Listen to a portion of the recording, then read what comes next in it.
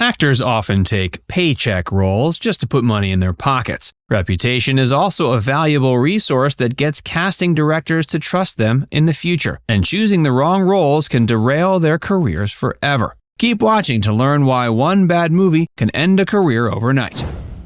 Sean Connery. Sean Connery was the original James Bond and stepped into the super spy's tuxedo 7 times over 21 years. He seemed like he couldn't be stopped until he starred in 2003's The League of Extraordinary Gentlemen, an adaptation of Alan Moore and Kevin O'Neill's comic book. It went through production hell and, once it was released, got terrible reviews. The entire experience was so unpleasant, it even made Sean announce his official retirement from acting in 2005. Warren Beatty. Warren Beatty was as successful, if not more, than Sean Connery, with 14 Academy Awards nominations and a career that began in 1961. He also stopped acting after a single terrible film. Town and Country began production in 2001. It was fraught with issues like rewrites and reshoots and got a 13% on Rotten Tomatoes. Warren didn't return to the silver screen until Rules Don't Apply in 2016. Tom Green. Tom Green began as a rap artist and then decided to focus on acting and comedy. MTV took notice of him and released The Tom Green Show in 1999. He moved on to small parts in films like Road Trip and Charlie's Angels. 20th Century Fox then gave him a chance to write, direct, and star in 2001's Freddy Got Fingered, but they've likely spent every day since wishing they hadn't. It was a major flop. Freddy Got Fingered has appeared on several worst movie ever made lists, though it did become a bit of a cult classic among fans of Tom's gross, goofy humor. He hasn't been seen on the big screen since, but he reportedly plans to return to stand-up, TV, and his own YouTube channel. Mike Myers. Appearing on SNL and Wayne's World shot Mike to fame in the 90s. He maintained it in the 2000s with films like Austin Powers and the Shrek franchise. Then The Love Guru came along in 2008. He decided to co-write and co-produce it. It turned out to be pretty racially insensitive and even worse than his previous children's film, The Cat in the Hat. The Love Guru earned Mike Razzie Awards aplenty for acting, directing, and producing. He's made a few small cameos, but hasn't appeared in a major film since, except for Shrek Forever After. Madonna. Not everyone can be a triple threat, and Madonna's acting career didn't last long. Her first film appearance was in 1985's Desperately Seeking Susan. A League of Their Own and Evita did fine, but it all fell apart when she appeared in 2002's Swept Away. She starred in it with her then-husband Guy Ritchie. It was a major flop and earned less than $600,000 despite costing $10 million to make. Guy took most of the blame, but the Razzies put it all on Madonna, with a Worst Actress award for her and a Worst On-Screen Couple award for the pair. Her next acting attempt, Die Another Day, earned her a Worst Supporting Actress award as well. She hasn't chanced it by appearing in a movie since, but has made guest appearances on shows like Will and Grace and SNL. Elizabeth Berkley.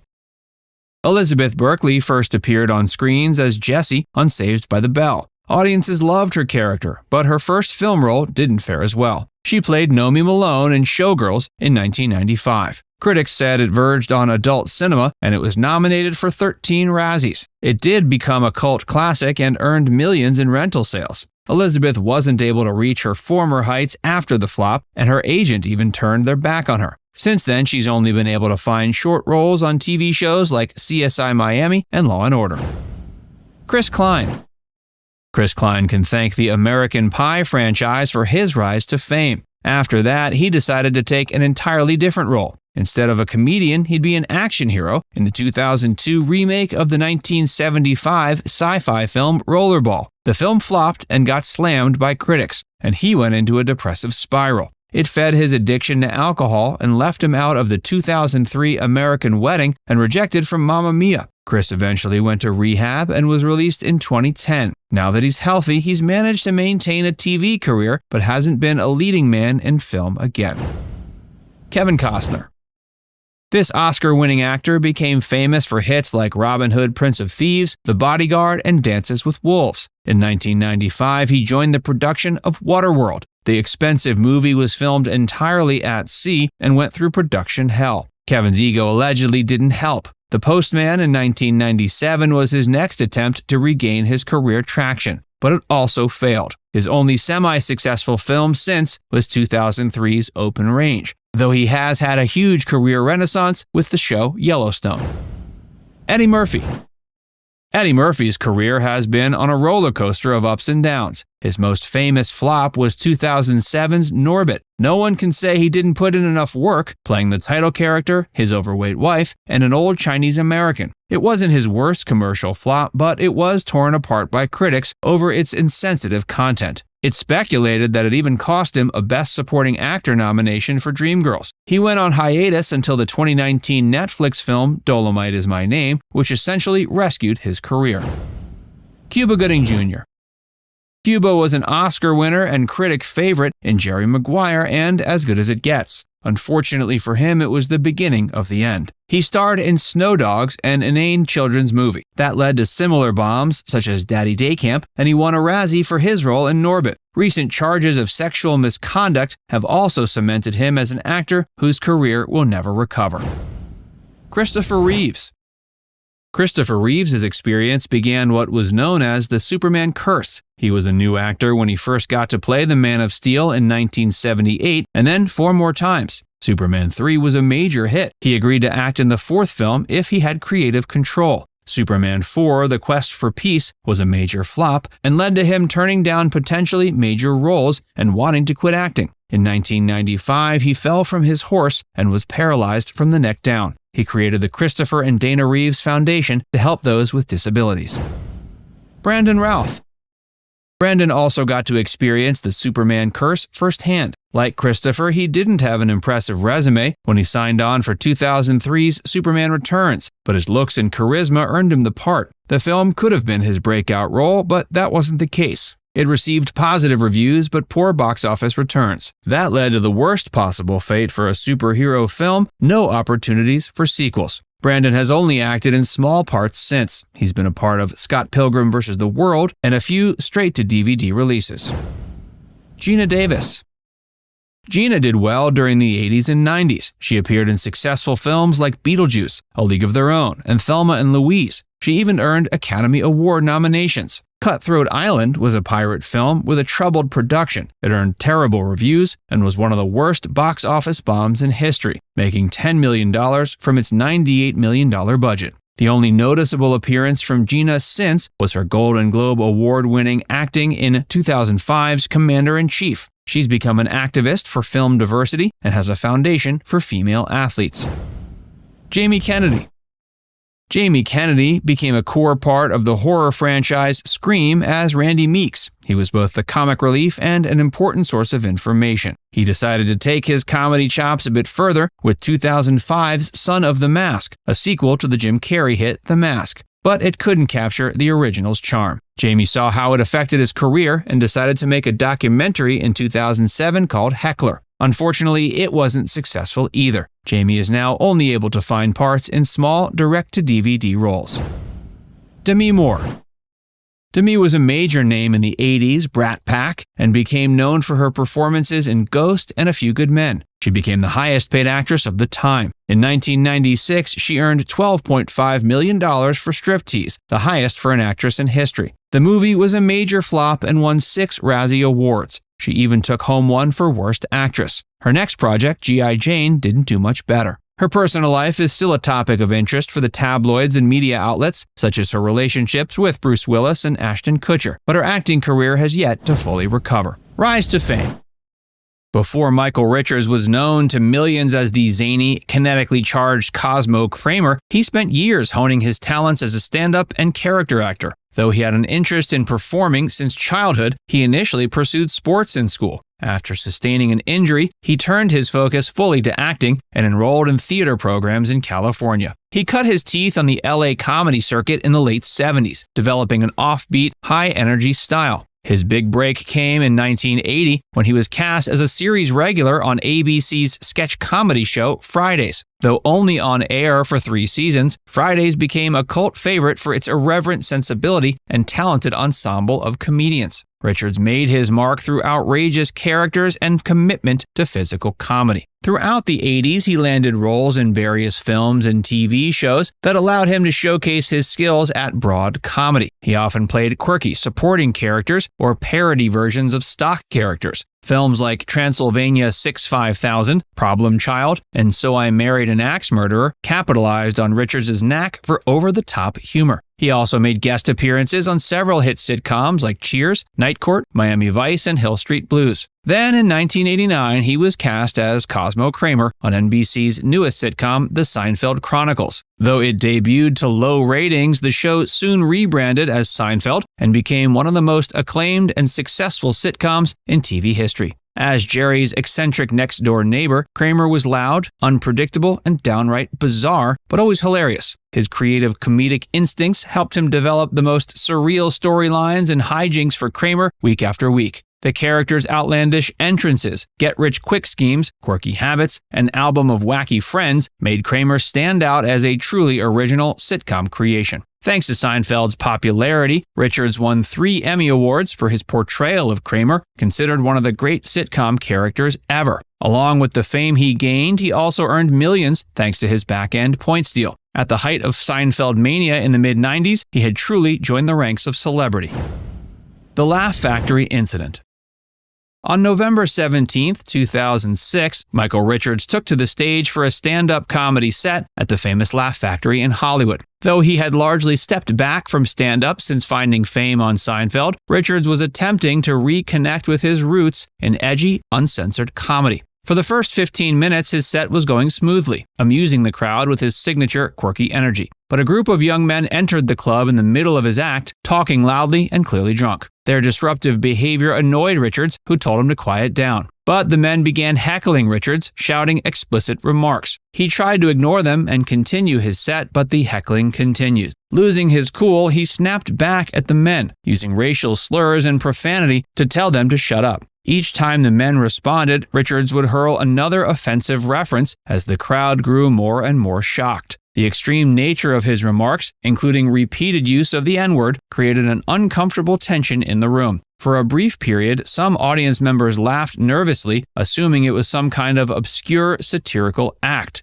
It quickly became clear Richards was not joking or performing, he was angrily lashing out with no filter. As he continued his tirade, the crowd turned on him, booing and shouting at him to leave the stage. After a minute, he walked off, leaving confusion and outrage in his wake. The next morning, reports emerged that someone had recorded his racist rant on a phone camera. The video spread rapidly across the early viral video hubs of the internet. Soon his hateful words were being broadcast nationwide, and media outlets were covering the story extensively. Seemingly overnight, Richards went from beloved comedy icon to racist pariah. The public backlash was intense, with demands for Richards to be dropped from future projects. Civil rights leaders denounced him, networks scrambled to distance themselves, and fans tried reconciling their image of zany Kramer with this ugly display.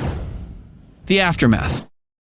Michael Richards found himself embroiled in a public relations crisis as anger mounted over his use of racial slurs. He quickly issued a public apology, expressing regret for losing his temper and using such hateful language. But his rambling apology on The Late Show with David Letterman was criticized for seeming forced and insincere. It soon became clear the repercussions for Richards would be severe. Reruns of Seinfeld were pulled from the air, his guest spots on Tim Allen's show were canceled, and offers for new roles dried up immediately. He became a pariah in Hollywood, with public perception shifting from beloved comedy star to racist villain. Fellow comedians expressed disappointment, some defending Richards by saying he just lost control in the heat of the moment. But for many in the entertainment industry, the rant confirmed suspicions that he harbored genuinely racist attitudes behind the scenes. Civil rights activists like Al Sharpton publicly condemned him, making it difficult for Richards to mount a comeback. Close friends like Jerry Seinfeld stood by Richards, believing he deserved a chance for redemption. But networks wanted nothing to do with the tarnished star. His plans for a Kramer spin-off show were scrapped, and his comedy tour was canceled. In 2007, less than a year after the incident, he announced his retirement from stand-up comedy. For the next years, he kept a low profile, only briefly resurfacing for a 2009 Seinfeld reunion on Curb Your Enthusiasm, where the show addressed the controversy tongue-in-cheek. he largely stepped back from public life, avoiding interviews and focusing on his personal relationships. He struggled to re-establish himself professionally, taking only sporadic acting roles. The guest spots and hosting gigs he relied on previously were no longer options.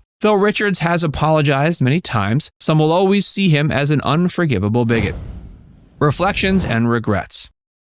In his memoir, Richards offers an intimate look at his mindset and emotional state in the aftermath of the damaging scandal. He describes the incident as a personal rock bottom that left him riddled with shame, guilt, and regret. For years, he grappled internally with how his split-second loss of control during a moment of anger could have such devastating consequences. He opens up about the personal turmoil that followed the controversy. He conveys the deep distress he felt knowing he had hurt so many with his words, while grappling with public scorn and career fallout. He mentions entering a depressive period where he questioned his own character and values. The backlash stirred up painful self-doubt as he realized the full weight of his actions. According to Richards, the fallout sparked a years-long spiritual quest to make sense of what happened. He describes engaging in intense soul-searching, meeting with faith leaders, and educating himself on racial justice. This period of reflection led him to gain a greater understanding of the historical pain triggered by his rant.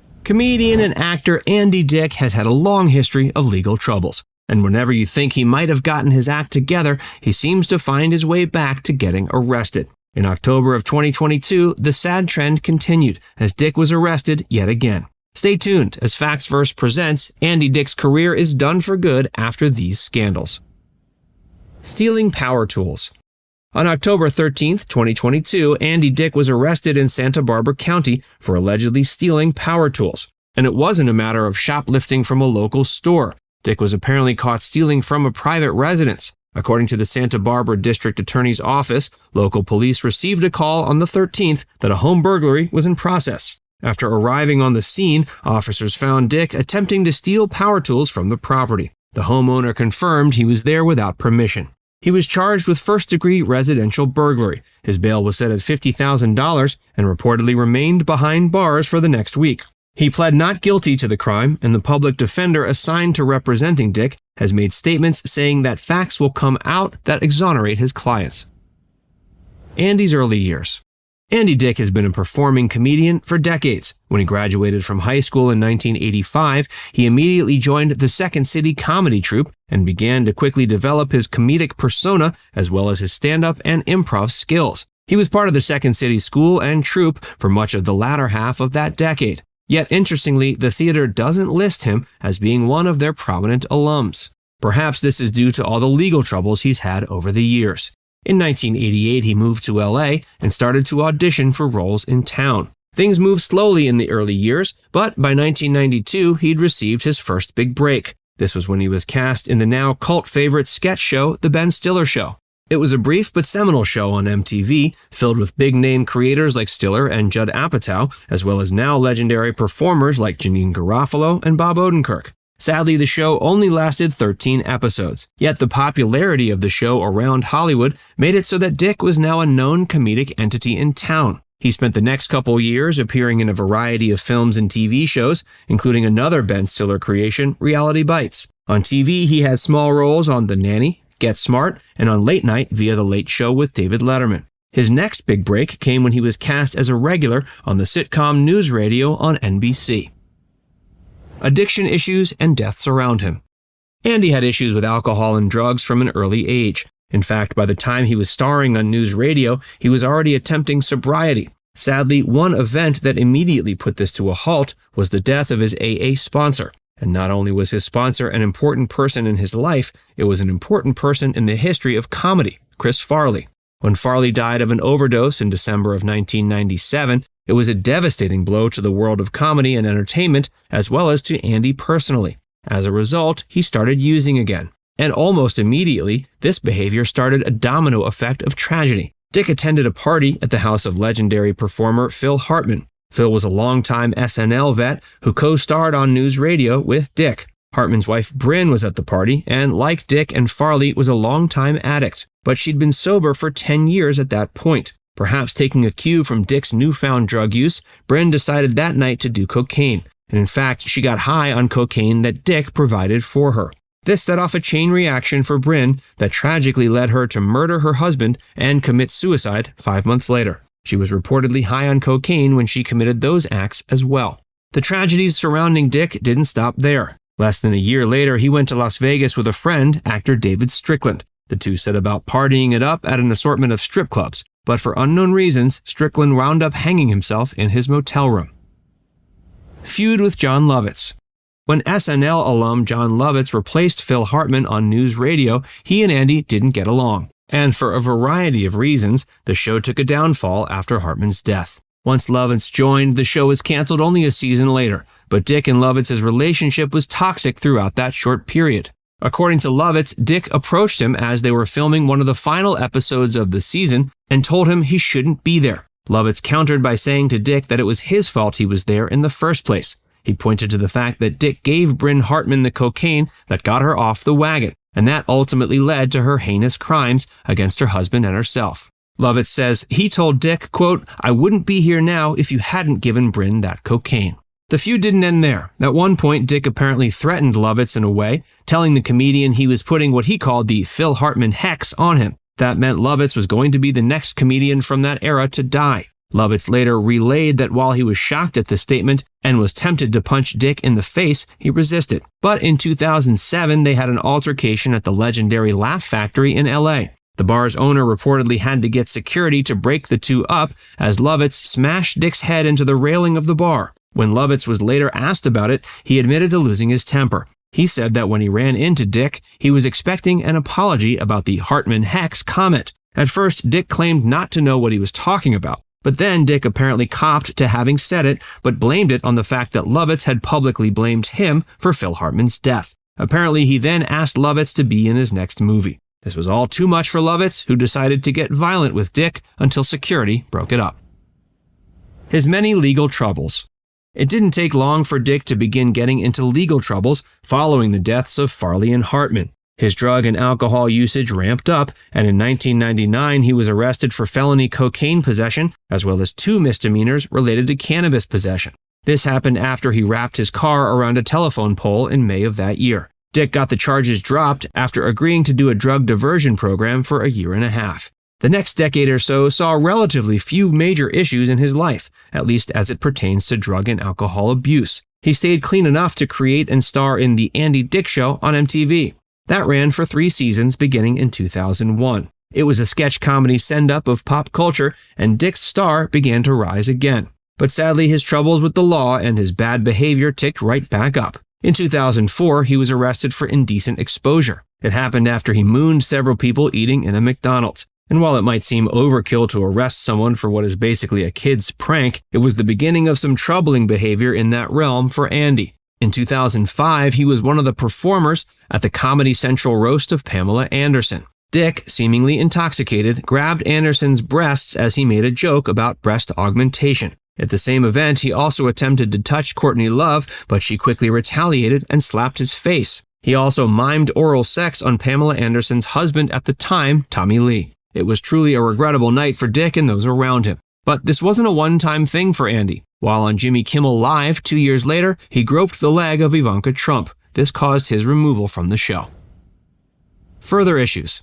Dick continued to have issues with the law and with drug and alcohol abuse. In 2008, he was standing outside of Buffalo Wild Wings and pulled down the shirt and bra of a 17-year-old. For that, he was arrested for sexual battery and drug possession. He didn't serve jail time, however, as his sentence was reduced to a misdemeanor and he was given probation for 3 years. But he was back at it the years following. He groped a couple of people in a bar in Virginia in 2010 and was arrested for sexual abuse. Somehow he again managed to avoid jail time and ended up back in a drug diversion program. And in 2011, he was involved in a variety of inappropriate behaviors. He reportedly stalked and groped several porn actors at the AVN Awards, and he exposed himself at the Newport Film Festival. He even went off on an anti-Semitic rant against radio host Howard Stern. And recent years have brought even more incidents from Dick, including being arrested for felony sexual battery last year and being arrested for hitting his boyfriend with a bottle in 2021.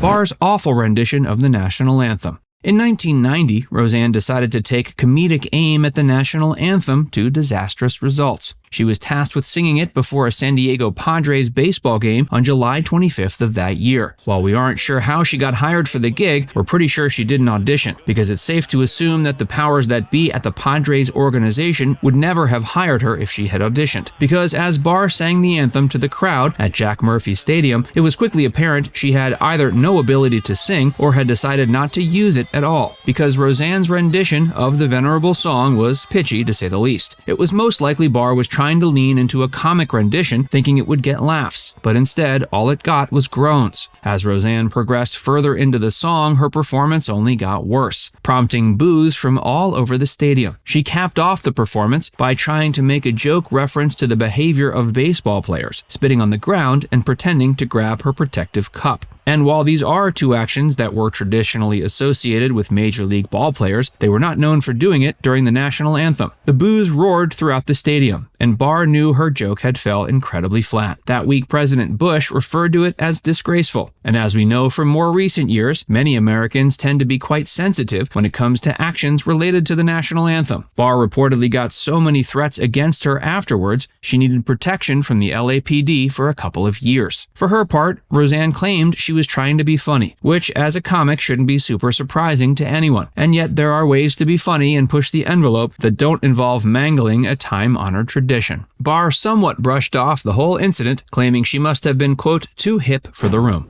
Barr posed as Hitler. It appears the national anthem wasn't the only time when Barr's controversies have come from times she was intending to be funny and provocative. In 2009, she did a photo shoot for Hebe magazine, and things didn't go well. For some reason, Barr and the editors of this website aimed at young Jews decided that dressing her up in Nazi attire would be a funny and subversive act. They had her dressed as Adolf Hitler, and in the photos, she was taking, quote, Jew cookies out of an oven that were completely burned. Needless to say, this sparked a backlash. It was derided for being tone deaf, insensitive, and generally in bad taste. In fairness to Barr, Hebe was a humor publication, so it wasn't a situation where she was supposed to be taking things seriously, and she decided not to. According to the publisher, they were trying to be edgy and funny, and explore the boundaries of making jokes about a sensitive topic. Specifically, they were trying to gauge whether or not the taboo of making Nazi jokes was as strong as it once was. In other words, they were trying to see if it was still too soon, and in this case, it clearly was, or at least the style and nature of this so-called joke was too insensitive for people to really find funny. The magazine issued a full-throated apology for the incident.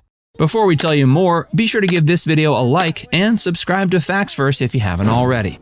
She attacked school shooting survivor and activist David Hogg. It appears Nazis are a topic that doesn't stray too far from Barr's mind. In 2018, David Hogg posted a photo where he had his fist raised in the air as an act of defiance towards gun violence. Hogg was one of many students who survived the Marjory Stoneman Douglas High School shooting in Parkland, Florida that year. He quickly became the face of an anti-gun and gun violence movement that intensified after the event. And yet he's been the subject of many bizarre and unfounded conspiracy theories because of it. Hogg's prominence as an activist and shooting survivor has made him a famous public figure. Yet there are conspiracy theorists who have falsely accused him and other students of being so-called crisis actors, claiming the shooting wasn't real and that it was staged as a means to drum up support for gun control. These kinds of insane and untrue theories have sprung up in recent years more and more as school shootings have only increased. Roseanne Barr has increasingly become enamored of the world of conspiracy theories, and she added fuel to the fire when she posted a tweet commenting on a photo of Hogg. She claimed his fist in the air pose was actually a Nazi salute. Of course, this was the furthest thing from the truth, as Hogg was merely trying to convey strength and compassion with his fist in the air post. Barr's tweet was widely criticized by celebrities and others and was quickly deleted, but not before users grabbed screenshots of it.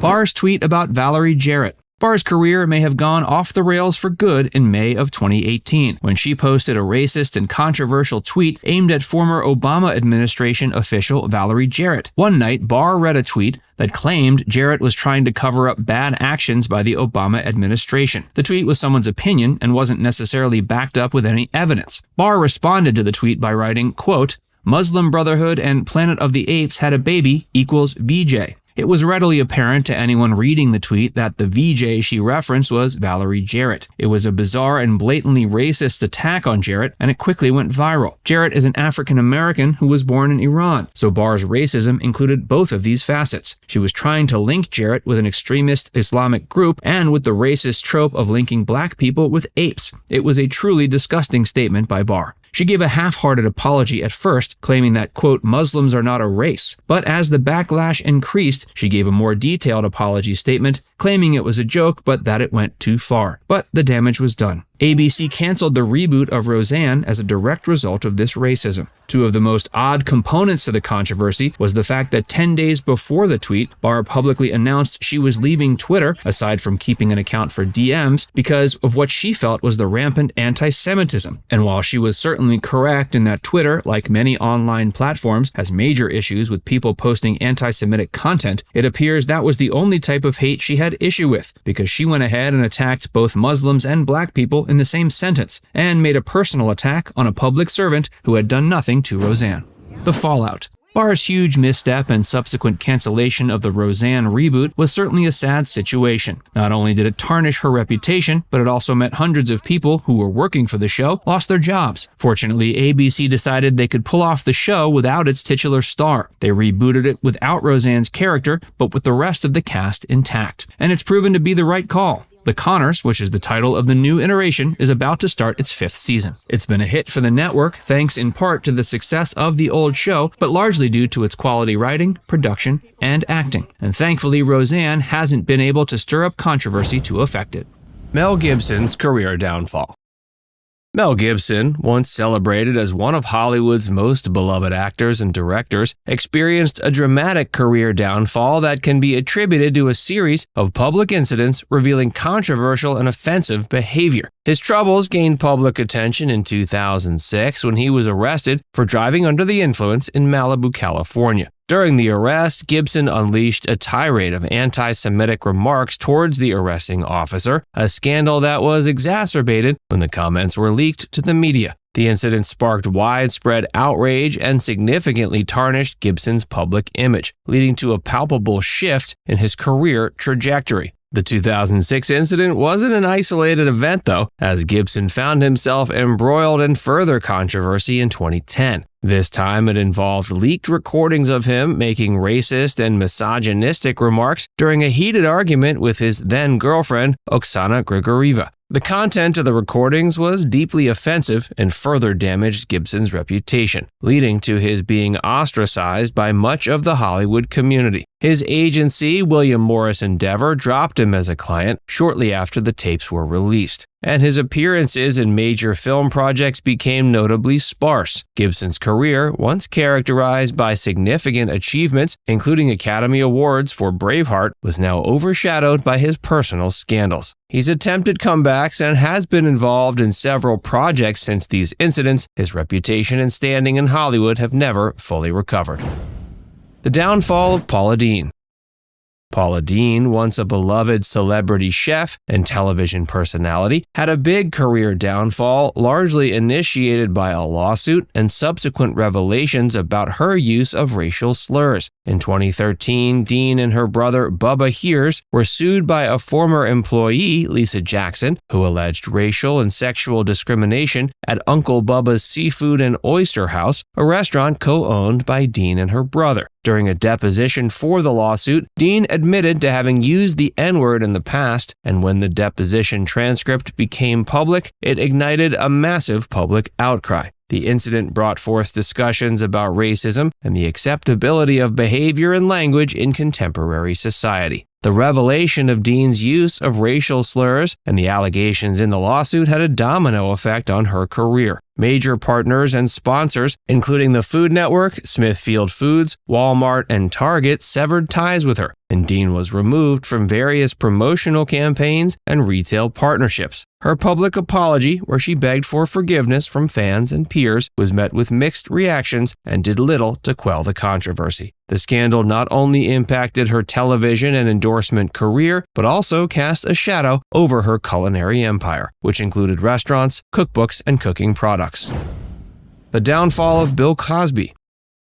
Bill Cosby, once a revered comedian and actor known for his wholesome fatherly image, experienced a catastrophic career and reputation collapse due to allegations of sexual assault and misconduct. The downfall began to gain momentum in 2014, although allegations and lawsuits have been present as far back as the 2000s and earlier. The turning point came when comedian Hannibal Buress referred to Cosby as a rapist during a stand-up routine, which went viral and brought significant public attention to the allegations against Cosby. Subsequently, numerous women came forward with accusations that spanned decades, recounting instances of drugging and sexual assault. The sheer volume and consistency of the stories painted a dark picture of the man, once affectionately known as America's Dad, for his role on The Cosby Show. The allegations led to a cascade of professional and reputational consequences for Cosby. Networks pulled reruns of The Cosby Show and other Cosby-related programming from their schedules, and numerous institutions and organizations distanced themselves, rescinding honorary degrees and awards. In 2018, the legal reckoning reached a climax when Cosby was convicted of 3 counts of aggravated indecent assault. He was sentenced to 3 to 10 years in prison, although he was released in June 2021 after the Pennsylvania Supreme Court overturned his conviction due to concerns about due process. Despite his release, his legacy and career have been indelibly marred by these allegations and his convictions.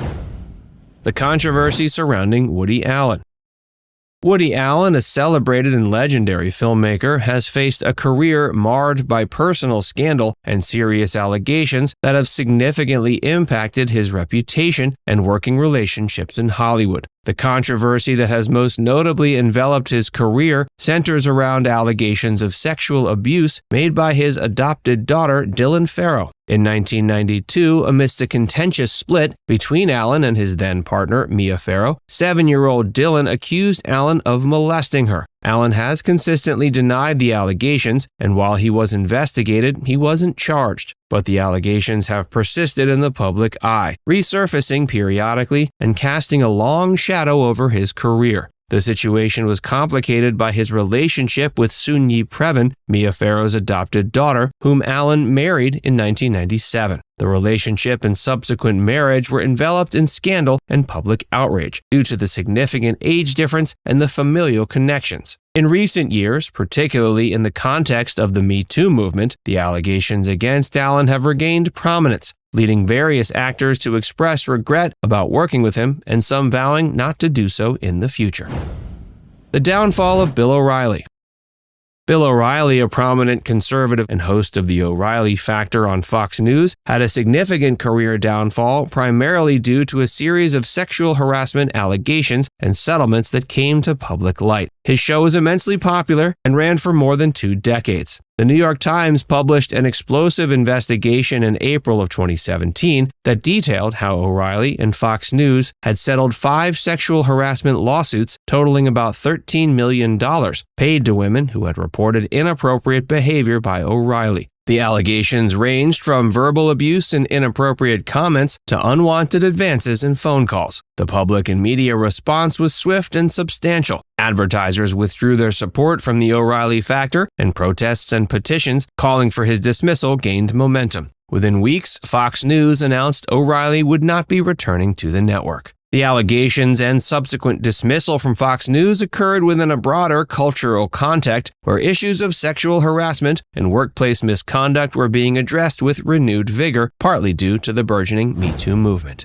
Norton's reputation for being challenging to work with. Rumors about Edward Norton's off-putting on-set behavior have been making the rounds since the early 2000s. After he landed his first breakout role in Primal Fear, Norton agreed to sign a 3-picture deal with Paramount. Once Primal Fear hit theaters and his popularity skyrocketed, he was bombarded with movie offers, and Paramount found it challenging to get him to honor his commitment to them. He reportedly turned down numerous roles the studio offered to instead appear in pictures produced by other studios. Eventually, Norton was able to renegotiate his 3-film deal with Paramount just down to 1. But even then, the studio struggled to get the young actor to cooperate. While he did eventually appear in the 2003 Paramount film The Italian Job, it reportedly took a great deal of legal finagling to get him to commit. Although Paramount obviously had their reasons for disliking Norton, there also emerged reports that Norton clashed with the director of American History X, Tony Kaye. The Guardian ran an article written by Kaye in 2002 in which he revealed that after Norton first saw the film, he didn't like it. Apparently, Norton then used his star power to get the studio to agree to him making his own cut. In the end, it was Norton's cut that ended up finding its way into theaters, much to Kaye's embarrassment. Kaye was quoted in that article as saying the final cut of his film that the studio and Norton put out was, quote, crammed with shots of everyone crying in each other's arms. Kaye went on to say that Norton also gave himself significantly more screen time. He fought over Fight Club. Director David Fincher's adaptation of Chuck Palahniuk's hit novel debuted in theaters in 1999 with Ed Norton, Brad Pitt, and Jared Leto in its lead roles. The film went on to become a cultural sensation and is now considered a late 20th century classic. While the world seemed to take to Fight Club like kittens to milk, behind the scenes there was reportedly a great deal of dissent over the film's creative decisions. IndieWire reported that Fincher and Norton clashed over just how much humor there should be in the film. Fincher told the outlet in 2019 Norton really wanted to drive the point home to the audience that the movie was meant to be seen as a comedy, while he wanted to be much more subtle with the distinctly dark, deadpan humor. Norton later confirmed that Fincher ultimately had the final word on all creative decisions for the film. In 2020, Edward told CNN that the one suggestion he made ended up getting shot down by Fincher. In an interview with Yahoo in 2020, actress Janeane Garofalo alleged that Norton cost her the role of Marla in the movie. The part instead went to Helena Bonham Carter. Garofalo claims she met with Fincher to discuss the possibility of doing the role, but was later told it was instead going to Norton's girlfriend at the time, Courtney Love. Evidently, Norton didn't think Garofalo had what it took to play Marla, but no one bothered to tell her that. Speaking to CNN, Norton denied Garofalo's allegation, calling it, quote, really mistaken. Norton's beef with Marvel. 10 years after American History X hit theaters, Norton found himself in the middle of yet another creative tiff after being cast as Bruce Banner in the 2008 superhero flick The Incredible Hulk. The film was the second installment in Phase 1 of the Marvel Cinematic Universe. During this same phase, Marvel produced films like Iron Man and Captain America: The First Avenger. When Norton was hired for the role, he was also asked to rewrite parts of the film's script that were previously penned by Zach Penn. Reportedly, Norton's additions included a ton of dialogue and character motivation. After initial filming wrapped, Marvel wasn't thrilled with what they saw and indicated they wanted the movie to be shorter and more action-filled. This conflict of interest led to Norton and Marvel's feud going public just before The Incredible Hulk's first teaser trailer was released. The director, Louis Leterrier, told Entertainment Weekly the feud was just as much Marvel's fault as it was Norton's. He likewise claimed some responsibility for the contentious situation, while expressing regret that Norton and Marvel couldn't come to some kind of agreement in which everyone could have worked together more harmoniously. Norton ended up releasing a statement in which he claimed the media had overly sensationalized the matter. In a post on Facebook, he stated he and Marvel's healthy process was misrepresented publicly as a dispute to sell a story. He was replaced as the Hulk.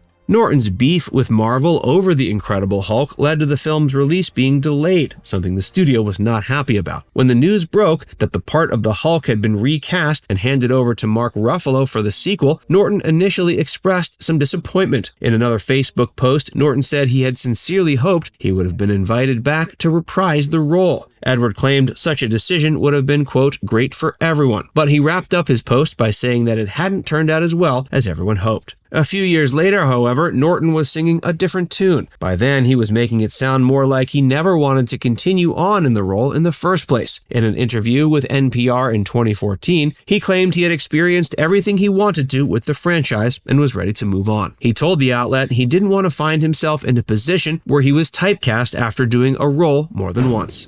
It's rumored he was blacklisted from Hollywood. While it's been speculated that Norton's finicky behavior and combativeness led to him getting blacklisted, that's likely not the case. He has historically been very selective about the roles he chooses, and he has in fact appeared in a handful of roles in the past few years, including Birdman or The Unexpected Virtue of Ignorance and Motherless Brooklyn. He's also done some voice acting for animated features like Sausage Party and Little Door Gods. Additionally, he worked with Wes Anderson on his 2018 stop-motion film Isle of Dogs. Most recently, he portrayed New York tech billionaire Miles Braun in the 2022 film Glass Onion, a Knives Out mystery. Clearly, Norton hasn't been completely barred from appearing in Hollywood movies, but still, it's obvious he no longer is appearing in nearly as many flicks as he used to, especially big-budget blockbuster ones. More than likely, he's taken a step back to prioritize his family life. In 2012, he married his longtime girlfriend, Shauna Robertson. They welcomed their first son, Atlas, a year later. Norton has told reporters that his ambitions have changed since becoming a father. In 2015, he told The Independent that after engaging in other things besides acting, he's found himself in a position where he's only interested in pulling himself away from the other elements in his life when there are roles that cross a certain threshold. He wrapped up by saying that while his ambition was previously unilaterally focused on acting, it isn't any longer. When plastic surgery goes bad. Getting plastic surgery isn't uncommon in the industry. While the average plastic surgery isn't too invasive and will likely only increase the celebrity recipient's chances of success, this wasn't the case for the pair of nose jobs that Jennifer Grey received in the late 80s. Prior to her botched surgery, Jennifer had risen to prominence in Hollywood thanks to roles in the features Red Dawn, Ferris Bueller's Day Off, and Dirty Dancing. While her roles in the former features had been supporting ones, her starring turn in the latter made her a star. Jennifer starred in Dirty Dancing alongside Patrick Swayze, and both of them rocketed to stardom as a result of the film. Patrick went on to have a long and successful acting career, but sadly Jennifer Grey was duped into getting a nose job soon after the film's premiere, decreasing her future career prospects. Jennifer Grey's nose job goes bad. According to Jennifer, the nose job she received soon after the release of Dirty Dancing took away her identity and subsequently her career. She actually ended up having to receive 2 surgeries, though she intended only to get 1. Her first nose job was botched, so she got a second one to fix the mistakes. The second nose job was able to salvage her nose, but it also left the star essentially unrecognizable. Memorably, Michael Douglas was said to have not recognized her upon her first public unveiling after recovering from her dual nose jobs. This unveiling took place at a film premiere and devastated Jennifer. As it turns out, nose jobs ran in her family. Both of her parents had them, and Jennifer's mom had even encouraged Jennifer to get one from a young age. While Jennifer was sympathetic with her parents' needs to control their own appearances, she always claimed she was beautiful enough the way she was and didn't need a nose job. But her tune started changing once Hollywood execs began echoing her mother's sentiments. Once it became a business issue, Jennifer felt getting a nose job was the right thing to do. But Jennifer had risen to star status with her God-given nose, and that was the nose people wanted to see. Her nose job not only did nothing to increase her career prospects, it actually diminished them. The consequences of Jennifer's botched surgery. Jennifer Grey's nose made her stand out, and she didn't feel like herself without it. The actress had a hard time coming to terms with her new nose, but she was eventually able to overcome the challenge. Besides her mother and the film executive we mentioned, another person who contributed to the actress's negative view of her nose was Andy Warhol. Jennifer apparently spent a lot of time partying in the same scene as Warhol, and the artist remarked once she needed a nose job. Despite all this bullying, it ended up being the prospect of more fame and fortune that caused Jennifer to go under the knife. If she'd played her cards right, the actress arguably could have maintained her stardom well after the release of Dirty Dancing. But whether her nose job was the only reason or not, she ended up finding a greatly reduced amount of work being offered to her entering into the 90s. She also suffered from chronic pain. This came not as a result from her botched nose job, but an accident she'd gotten into while driving with Ferris Bueller Day Off co-star and former love interest Matthew Broderick. Before we tell you more about that, be sure to give this video a like and subscribe to FactsVerse if you haven't already. Jennifer's botched nose job wasn't her first tragedy. Only a few weeks prior to the release of Dirty Dancing, Jennifer Grey got into a tragic automobile accident with her then-boyfriend and Ferris Bueller co-star Matthew Broderick. The two had been dating since filming of the picture only a year earlier. They were visiting Ireland at the time, and there happened to be 2 other passengers in the car with them.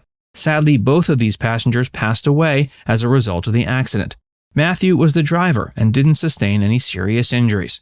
But Jennifer sustained injuries to her neck and spine that caused repercussions in her life for 2 decades.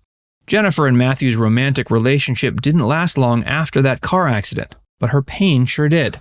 The accident caused Jennifer to suffer from chronic pain for the next 2 decades. But it wasn't until a physical exam she took in preparation for her competing in the 11th season of Dancing with the Stars that the actress finally realized what had been hurting her for so many years.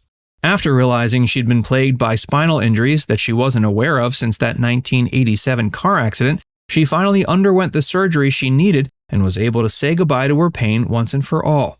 She also had long since come to terms with the results of her botched nose job, and so had audiences. She had long since given up dancing after the release of Dirty Dancing, with one of her main reasons for doing so being that chronic pain.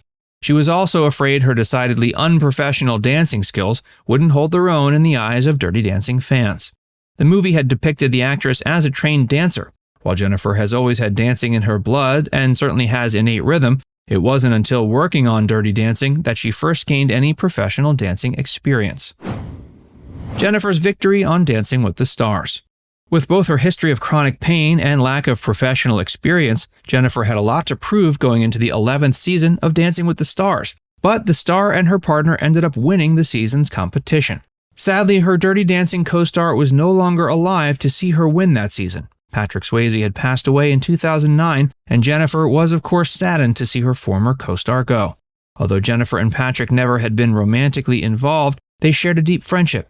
And there were always those fans who refused to believe that the chemistry Jennifer and Patrick exuded on the screen wasn't real. But both Jennifer and Patrick have continuously denied they ever hooked up in real life. Patrick was married at the time, and Jennifer Grey was busy hanging out with Matthew Broderick. After moving on from Matthew, Jennifer went on to have an equally high-profile relationship with Johnny Depp. A decade later, Jennifer got married for the first and only time in her life. She married an actor named Clark Gregg, and the two had a child together named Stella. They recently separated in 2021. How is Jennifer today? Jennifer Grey is currently 62, and she's long since gotten over the trauma of her botched nose job. But the actress still likes to remind people of her story in case she can persuade any female stars in the same position not to go through with it. Still, it's doubtful that Jennifer would choose to be anywhere other than where she is today. She claims she's happier and more free than she's ever been, and all the hardships she's overcome have only helped her become who she is.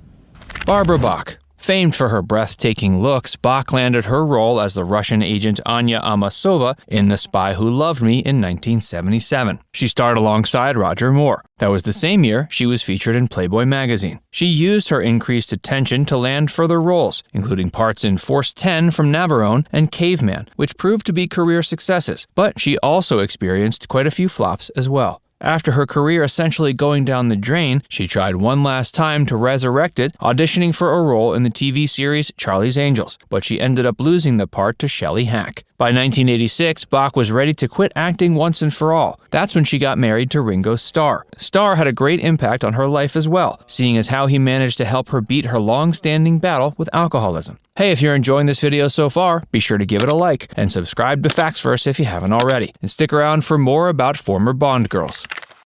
Shirley Eaton. This English actress was a global sex symbol, popular singer, and star of the early Carry On series of films before she landed her most famous role as Jill Masterson in 1964's Goldfinger. She even managed to outshine Honor Blackman, the actress who portrayed Pussy Galore in the same film, appearing on the cover of Life magazine that year. But not long after joining the ranks of Bond girls, her career stagnated, and rumors were going around she had suffered a similar fate as her character in Goldfinger, who died after being painted with solid gold. While she hadn't actually died, she did quit acting instead to focus on raising her family.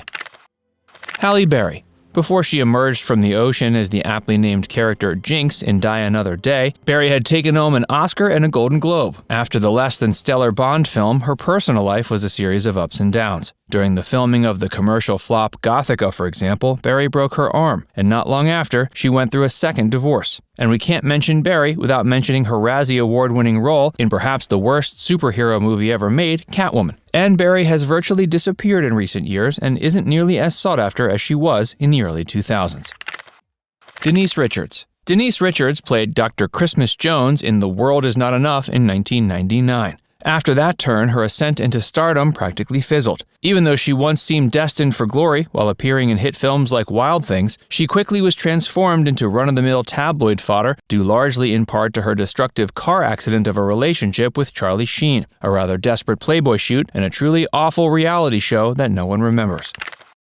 Tanya Roberts. Even though she enjoyed a resurgence in popularity later on in life, portraying the mom in the popular sitcom That 70s Show, Roberts, who starred in 1985's A View to a Kill, said that being a Bond girl was a license to kill, her career that is. The former model-turned-actor pretty much vanished from Hollywood after appearing in that film and didn't land a single leading role in the 3 decades since appearing opposite Roger Moore. The ex-Charlie's Angel knew it wasn't the best career move to appear in the film, but did it anyway. She even shared her concerns with her agent, mentioning that no one ever got work after they appeared in a Bond movie. Roberts' agent basically gaslit her for voicing her concern and told her Glenn Close would even do it if she could. Roberts has retrospectively concluded that taking on such glamorous roles as one of Charlie's Angels and a Bond girl essentially typecast her. And if she could have gone back and done things differently, she would have stepped into the spotlight a lot slower than she had. Miriam Diabo. Here we have another British actress who left her mark by tumbling down a mountain with Timothy Dalton in the 1987 Bond offering The Living Daylights. Although she stayed busy appearing in a series of minor TV roles since then, the 50-something actress hasn't come close to landing another role as big as that 007 role in the years since she signed on to be a Bond girl. On multiple occasions, she's even resorted to cashing in on her short-lived Bond fame by penning a tribute book called Bond Girls Are Forever and producing a documentary film that essentially covered the same material. Unfortunately, she suffered from a severe brain hemorrhage in 2007, but has since staged a full recovery. Isabella Scorupco. This former model dazzled audiences in GoldenEye, portraying the strong-willed programmer Natalia Simonova. From there, she turned down lead roles in successful films such as The Mask of Zorro and LA Confidential, and instead she appeared in flops like Vertical Limit, Exorcist: The Beginning, and Reign of Fire. Scorupco has since faded into obscurity. Lois Chiles. It's not much of a surprise this actress hasn't been taken seriously ever since she added the name Holly Goodhead to her resume. After playing the CIA agent with the innuendo-laden name in 1979's Moonraker, she gave up acting for 3 years after her younger brother passed away. In 2001, Chiles was also sadly diagnosed with breast cancer. Her last notable role after playing a Bond girl was as JR's lover in the first season of Dallas.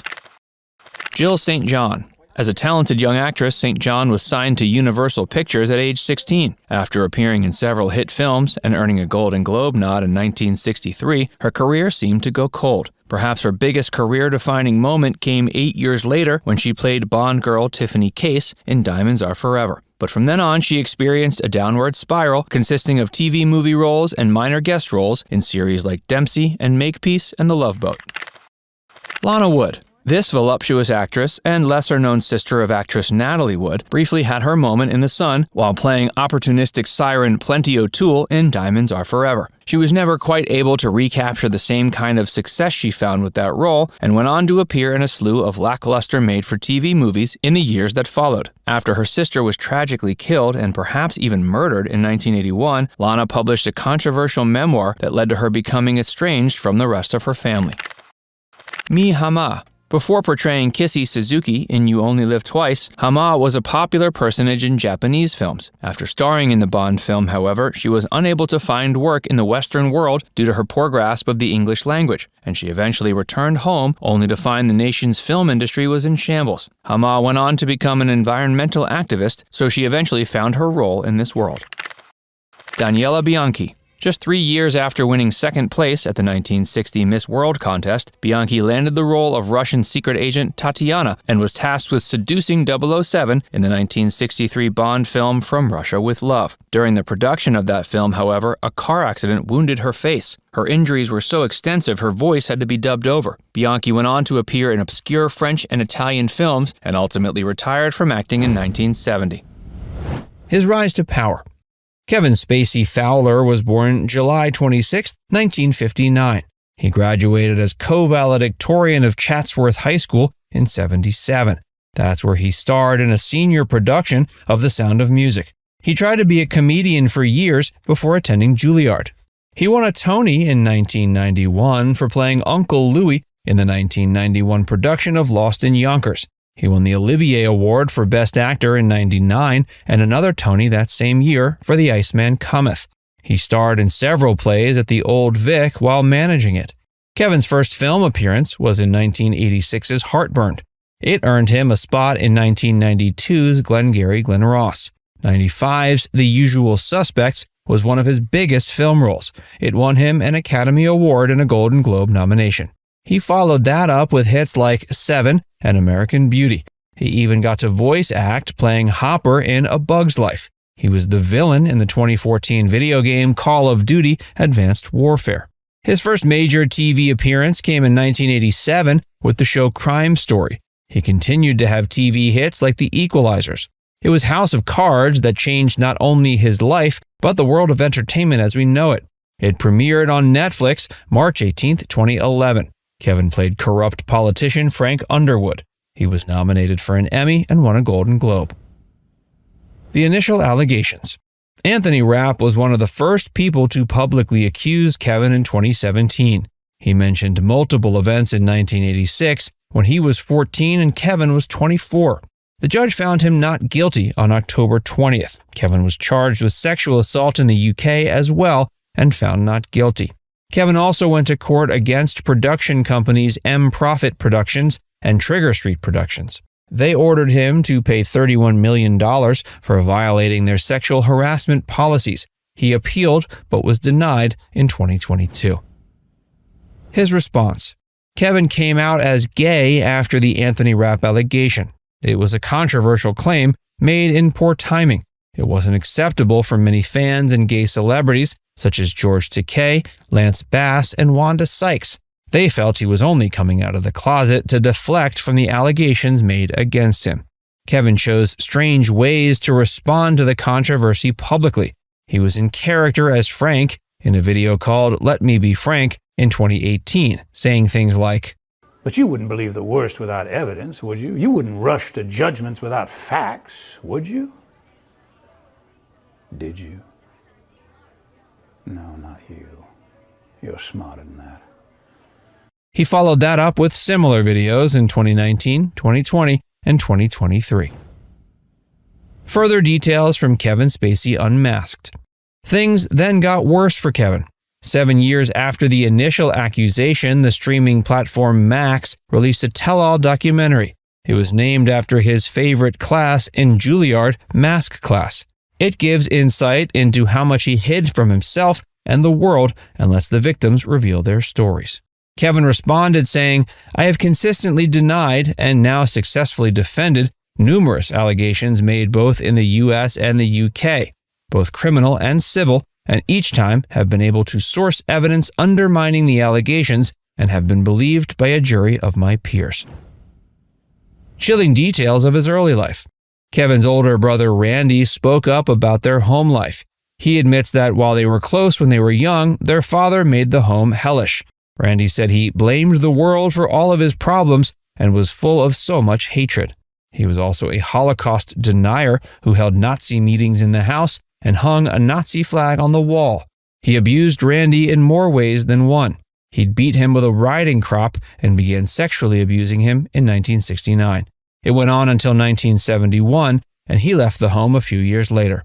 Kevin wasn't abused in the same way, but did face psychological trauma. Kevin and Scott. Scott didn't know it, but he was just Kevin's type. The muscular ex-Marine met him when he was at a club called the Viper Room. He was starstruck at first. Then they went to a party in the Hollywood Hills where Kevin held him in a bear grip hug. He began grinding up against him and nuzzling his neck. Kevin offered to take Scott's headshot and resume the next day. He accepted, and while they were out in the city, they went to see Saving Private Ryan, which Scott was in. The infamous first scene began. One of the most brutal depictions of war played on the screen, and Kevin began pleasuring himself. Scott was ashamed. He stopped returning Kevin's calls until they included an invite to a party with Bruce Willis. He accepted and met him in his hotel room. Kevin began rubbing his shoulders and alluded to a glass ceiling in Hollywood. Male actors also had to cross it with sexual favors to get a career. They met at a bar again later. He saw Kevin, an expert impressionist, doing voices to make fun of two gay men at the far end. He could tell it was an attempt to hide his own sexuality. Kevin and Jesse. Jesse was an intern on The Big Kahuna in 1999. Kevin knew he was straight but pursued him as a conquest. They were in the bathroom at the film's wrap party. Kevin suddenly showed his penis and shoved his tongue in Jesse's mouth. Jesse was shocked, but wanted to get something out of the incident. They met again and he showed him a script he was working on. It was more of the same. Kevin exposed himself and asked Jesse for oral sex. Jesse stopped returning Kevin's calls, but eventually yelled that he was straight. Kevin and Andy. Andy was openly gay when he met Kevin in 1981. They were in the same office at a public theater. Kevin refused to acknowledge him until all of a sudden, he approached Andy with a quote-unquote full-scale erection. He tried to put him on the desk with so much force that he fell over. Kevin got on top of him until Andy forced him off. Andy never told anyone about the incident, not his boyfriend nor the police. It was awkward for him to watch Kevin get even more famous. He described the star's attitude during the incident as matching everyone else in the documentary. He called him, quote, cold in a way that was almost inhuman. Kevin and Aaron. Aaron only wanted a bit of mentoring from the famous actor when they met at the Golden Globes in 2000. They meshed well after smoking joints. Kevin invited Aaron to his party. The room was empty except for one famous actor in a bathrobe. Aaron caught on to what he intended right away. He tried to say he was straight, but that only made his pursuer more interested, saying, quote, there's nothing like flipping a U.S. Marine who looks like you. Aaron knew he could defend himself. He was more afraid of what it could do for his career. He compromised by kissing him and then pushed him away. House of Cards. House of Cards was the show that made Kevin famous, but it was also where much of his abuse took place. A production assistant named Evelyn said she always had to keep tabs on him and that she and another female staffer were hired for that purpose. She saw him approach and touch various performers. She admits he made the work environment hostile for everyone, but that the issue was well known across the cast and crew. One of Kevin's main targets was a background actor named Daniel. He had a small speaking role. One day, Kevin groped his penis as they walked off set. He looked at him and felt like he was looking into, quote, the eyes of a soulless monster. The fallout. The allegations cost Kevin everything. House of Cards ended in 2018 without him. He lost his chance to produce several projects he'd been working on. They included a biographical film about Al Gore and the removal of his scenes from All the Money in the World. He lost his team. His publicist, Stacey Wolf, and the creative artists agency cut ties with him. He even lost out on honors he would have received. The International Academy of Television Arts and Sciences was set to give him the International Emmy Founders Award in 2017. They reversed their decision when the controversy came out. Kevin has said, I just want to get back to work. I'm so grateful for the career that I had, and I so feel like I've still got so much to offer that I am enormously pleased that my friends have stood up for me this past day. But quite frankly, they've been standing up for me for a long, long time. Those friends include actors like Sharon Stone, Liam Neeson, and Stephen Fry. Despite their support, it's likely Kevin Spacey will never work again after what he did. The Frank Sinatra, Joey Bishop feud. Ain't you pitching Wednesday, aren't you?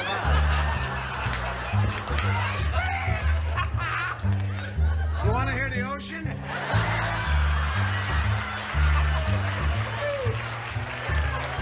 Hear it, I can smell it. While Peter Lawford's exile from the Rat Pack is well documented, he wasn't the only member to face Frank Sinatra's wrath. Joey Bishop, the group's longtime comedian, also found himself on the receiving end of Old Blue Eyes ire, leading to a bitter falling out that lasted for years. According to authors Richard A. Lertzman and Lon Davis in their book Deconstructing the Rat Pack, the trouble started when Sinatra asked Bishop to fill in for him at the Cal Neva Lodge, a casino partially owned by Sinatra. Bishop, feeling that his star had risen considerably thanks to the Rat Pack's success, made excessive demands, including a $50,000 fee and a private jet. Sinatra, who prided himself on loyalty and felt he was largely responsible for Bishop's elevated status, was incensed by what he saw as Bishop's ingratitude and arrogance.